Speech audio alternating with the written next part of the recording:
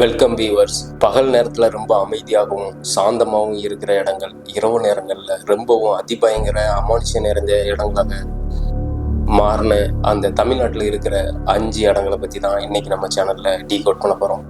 நீங்கள் பார்த்துட்டு இருக்கிறது பிரபா டீகோட்ஸ். நான் உங்கள் பிரபா. வாங்க இன்னைக்கு வீடியோ பார்க்கலாம்.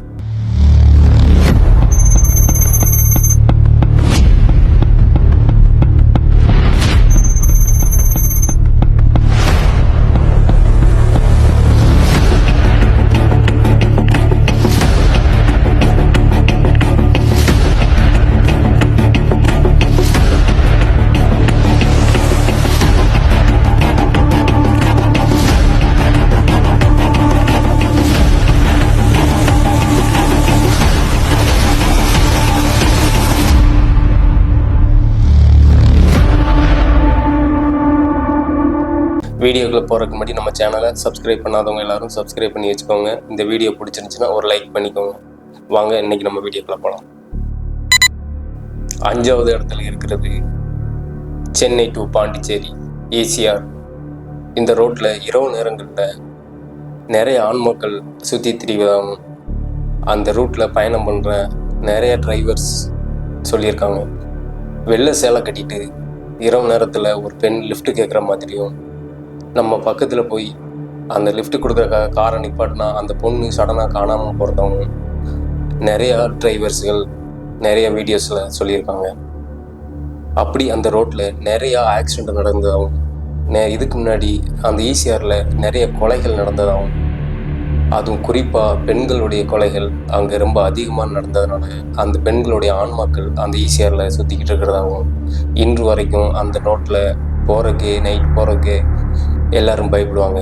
அப்படி போனால் கூட குறுக்க யாரும் லிஃப்ட் கேட்டால் கூட காரை நிப்பாட்டக்கூடாது, நிப்பாட்டாதீங்க அப்படின்னு தான் மற்ற டிரைவர்ஸ்கிட்ட அந்த ரூட்டில் பயணம் பண்ணுற எல்லா டிரைவர்ஸ்கிட்டையும் சொல்லி அனுப்புவாங்க. ஆல்ரெடி அங்கே போகிட்டு இருக்க எல்லா டிரைவர்ஸுக்கும் அந்த ரூட்டை பற்றி நல்லாவே தெரியும்.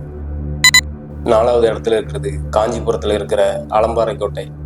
இந்த கோட்டை 17ஆம் நூற்றாண்டில் கட்டப்பட்டதாகவும், இது ஒரு போரில் இந்த கோட்டையை அழிஞ்சதாகவும், அங்கே வாழ்ந்துட்டு இருந்த ஆயிரக்கணக்கான மக்கள் அந்த போரில் அழிஞ்சு போனதாகவும், அவங்களுடைய ஆன்மாக்கள் இன்னும் அந்த கோட்டையில் சுற்றிட்டு இருக்கிறதாகவும், பகல் நேரத்தில் ரொம்ப சாந்தமாகவும் அமைதியாக இருக்கிற இந்த கோட்டை நைட் நேரத்தில் ரொம்பவும் அதிபயங்கர ஒரு மாதிரி கூச்சல் சத்தத்தோடையும் அந்த கோட்டைக்கிட்ட யாருமே நெருங்க முடியாத அளவுக்கு ஒரு விதமான சத்தங்கள் கேட்குறதாகவும் இன்னும் வரைக்கும் அந்த ஊர் மக்கள் சொல்லிக்கிட்டு இருக்காங்க. 3வது பிளேஸில் இருக்கிற இடம் சென்னை அடையார். அடையார் பக்கத்தில் இருக்கிற புரோக்கன் பிரிட்ஜ்.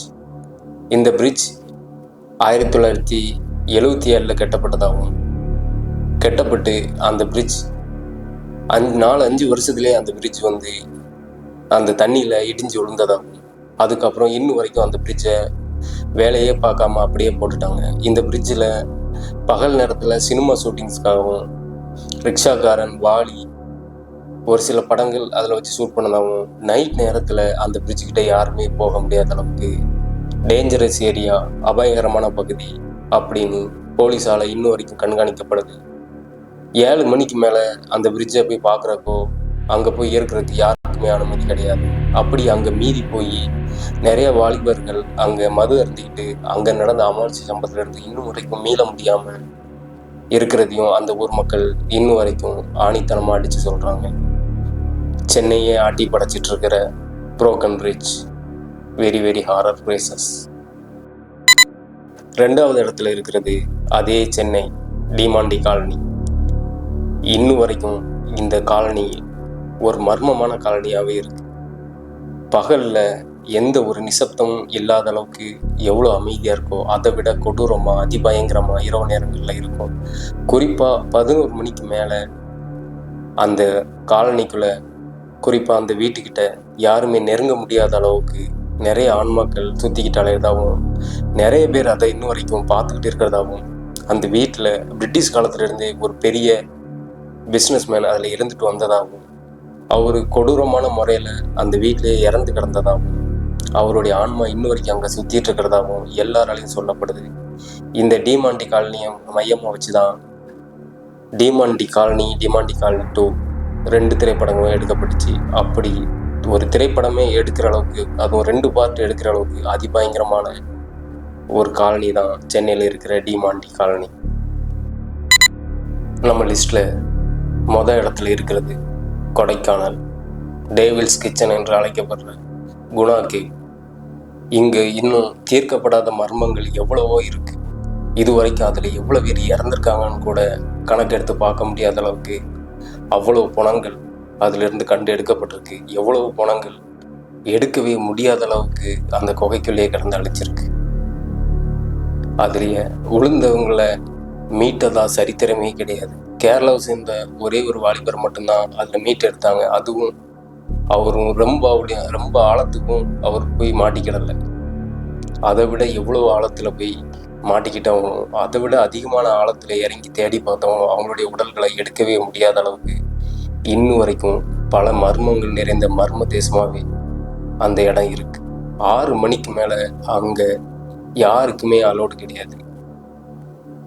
அவ்வளோ எவ்வளோ பெரிய விஐபியாக இருந்தாலும் சரி, அந்த இடத்துல 6 மணிக்கு மேலே பார்க்கவே போக முடியாது.